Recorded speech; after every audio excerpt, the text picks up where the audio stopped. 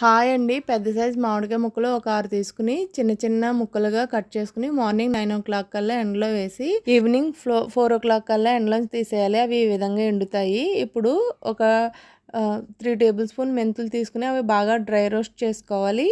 అవి బాగా వేగిన తర్వాత స్టవ్ ఆఫ్ చేస్తే ఈ విధంగా చిటపటలాడిన తర్వాత అదే ప్యాన్లో ఒక 100 గ్రామ్స్ ఆయిల్ వేసి అందులో ఇంగువ వేసి వేడి చేసి చల్లారనివ్వాలి. అవి స్టవ్ ఆపేసిన వెంటనే ఒక గుప్పెడు వెల్లుల్లిపాయలు వేసి బాగా చల్లారనివ్వాలి ఆయిల్ని.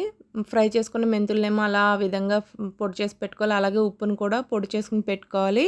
ఇప్పుడు ఎండబెట్టిన మామిడికాయ ముక్కలు ఒక గిన్నెలోకి తీసుకుని పక్కన పెట్టుకోవాలి.